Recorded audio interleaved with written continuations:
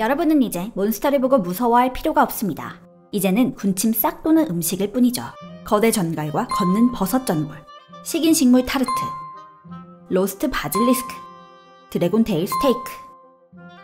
레드 드래곤과 싸우고 있는 모험가들. 하지만 이들은 배고픔에 무력했고 드래곤에게 패배하게 됩니다. 다행히 마법사 파린이 동료들을 지상으로 돌려보내는 마법을 사용하여 목숨은 건졌지만 정작 자신은 드래곤에게 잡아먹히며 애니가 시작되죠. 다행히 미궁에서 죽었을 경우 시체만 찾는다면 소생 마법으로 살릴 수 있습니다. 드래곤에게 완전히 소화되기 전에 배를 갈라 시체를 꺼낸다면 말이죠. 보통 드래곤은 한번 잠이 들면 오랫동안 잠을 자며 생활하기에 잠자고 있는 동안은 소화력이 떨어지니 서두른다면 가능하겠으나 문제는 자금.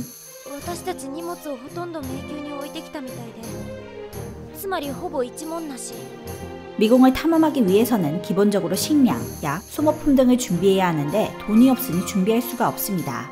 게다가 동료 중 2명이나 이탈하며 전력도 약화되었죠. 그리하여 파티의 리더인 라이오스는 기막힌 아이디어를 냅니다. 마물을 잡아 자급자족을 하기로 한 것.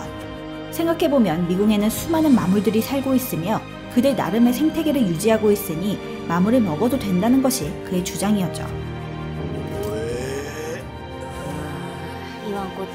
하지만 먹는 방법이 중요합니다. 마물은 마치 보거처럼 못 먹는 것은 아니지만 독이 있을 수도 있고 먹을 수 있는 부위가 정해져 있어 잘못 먹는다면 위험할 수도 있는 것이죠.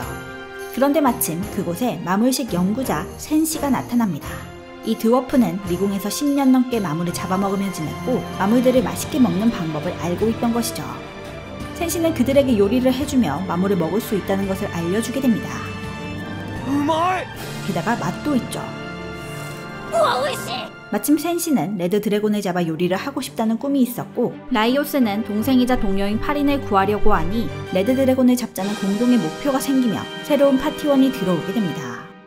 그렇게 4명의 파티원이 결성되며 모험이 시작됩니다. 인간은 싫어하지만 마물을 광적으로 좋아하는 사회 부적응자 인간전사 라이오스. 마물을 먹기 싫다면서 막상 앞에 차려주면 맛있게 먹는 리액션 담당 하프엘프 마법사 마르실. 전투 능력은 거의 없으나 함정과 정확한 길을 찾고 가장 어려 보이지만 의외로 유부남인 하프프 7체. 아담한트 냄비와 미스릴 식칼을 들고 다니며 드워프 주제에 보물을 좋아하지 않고 음식 만드는 것을 좋아하는 드워프 센시. 이들 앞에서는 이제 웬만한 몬스터는 식재료로 변하게 됩니다. 여러분 안녕, 맹디입니다. 이번에는 애니메이션 소개하는 영상입니다. 저는 최근 우연히 넷플릭스에서 하는 던전밥을 보게 되었습니다. 마치 삼시세끼처럼 제목부터 밥이 들어가는 것이 힐링물 같은 영상인 줄 알고 밥을 먹으면서 가볍게 시청했죠. 저는 이들이 마물을 잡아먹는다는 내용에 조금 충격을 먹었습니다. 사실 저는 어렸을 때부터 중세 판타지를 꽤나 좋아했는데 엄청나게 좋아하는 것은 아니고 적당히 좋아하는 수준이긴 하지만 마물을 잡아먹어 식재료로 쓴다는 생각은 하지 못했죠. 어렸을 때부터 접했던 던전 앤 드래곤, 반지의 제왕, 파이널 판타지, 드래곤 퀘스트부터 최근 게임인 발더스 게이트 3까지 즐겨서 했지만 몬스터를 잡아먹는다는 생각은 하지 못했습니다. 이러한 생각은 저뿐만 아니라 던전밥에 나오는 등장인물도 생각하지 못한 일이지만 조금만 식견을 넓혀본다면 마물을 먹는다는 것은 어쩌면 당연한 생각일지도 모릅니다. 던전을 탐험할 때 짧으면 하루 이틀 정도면 끝나겠지만 긴 미궁이라면 몇 날 며칠이 걸릴지 모르기 때문이죠. 실제 과거 대항해 시대에도 긴 항해를 하기 위해 돌처럼 딱딱한 쉽 비스켓을 준비하였으며 염장이 된 육포 등을 먹기도 했지만 바다에서 직접 낚시하여 식량을 조달하기도 했습니다. 판타지 세상에서도 간단한 식량은 준비할 수 있겠지만 모험이 길어지다 보면 결국 자급자족을 해야겠죠? 잘 생각해보면 어인, 오쿠 같은 인간을 닮은 몬스터를 먹긴 좀 그래도 바질리스크나 미미, 큰 박쥐는 우리가 일상생활에서 먹는 음식과 크게 다르지 않아 먹을만하다는 생각을 하게 됩니다. 바질리스크는 치킨, 미믹은 바닷가재, 큰 박쥐는 우리는 잘 먹지 않지만 세계 곳곳에서는 박쥐를 먹는 사람들이 많이 있죠. 던전밥 8화까지는 비슷한 내용이 반복됩니다. 미궁의 생태계를 보여주고 마물이 등장하고 그것을 잡아 요리해 먹고 더욱더 깊은 미궁으로 진입하고의 반복이죠. 사실 이때까지만 해도 판타지물로 그렇게 매력적인 작품은 아니었습니다. 몬스터를 사냥하여 요리한다는 것은 참신했지만 그 이상은 아니었죠.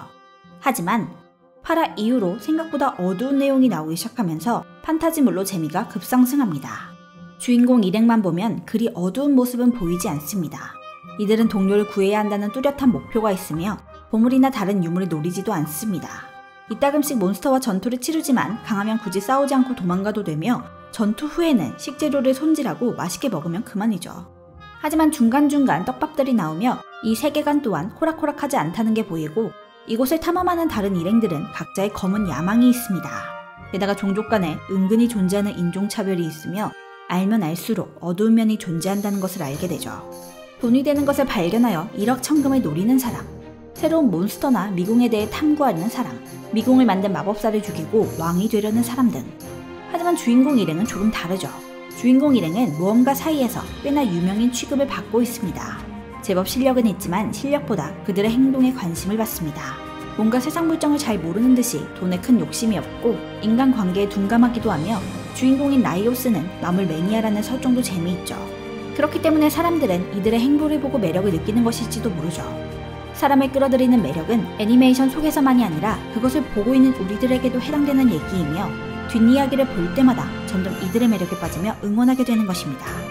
현재 던전밥은 넷플릭스에서는 24화만 나온 상태로 저도 이 기를 열심히 기다리는 중이죠. 여러분도 판타지물을 좋아하신다면 강력히 추천하며 이만 물러가겠습니다. 맹빠!